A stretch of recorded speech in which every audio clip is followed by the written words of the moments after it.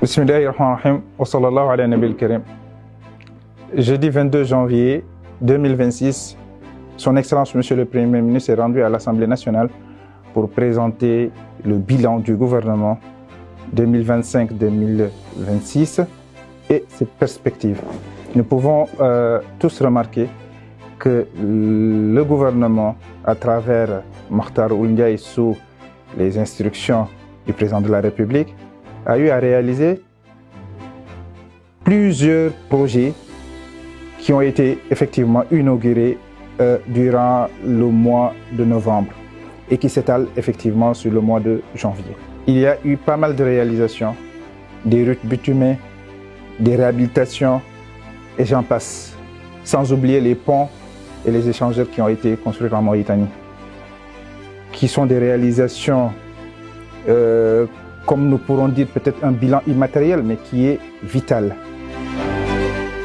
Parmi ces réalisations, nous pouvons citer, en tout ce qui concerne en tout cas la bonne gouvernance, la lutte contre la dilapidation des biens publics, la lutte contre la corruption. Et nous savons tous que l'État a pris des mesures drastiques contre ceux qui détournent les biens publics. Ajouté à cela, nous pouvons également citer tout ce qui est discours que je pourrais appeler discours haineux, qui attise la haine. Le président de la République, à travers ses discours au niveau de ce festival de Wadan, de Jowel également, il a toujours rappelé qu'il n'y a pas de place pour la haine en Mauritanie et que nous sommes tous unis. Je rajoute à cela une bonne partie qui touche un peu tout ce qui est social, comme la régularisation des employés de la Somelec, de la SNDE, de l'AMI et de la télévision mauritanienne.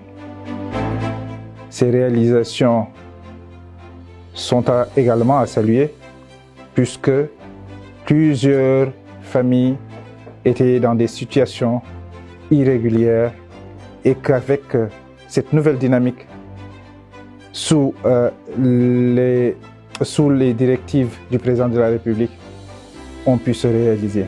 Nous savons tous que le président de la République a toujours œuvré pour que tous les Mauritaniens, que tu sois Wolof, Soninké, Pulaar ou Hassania,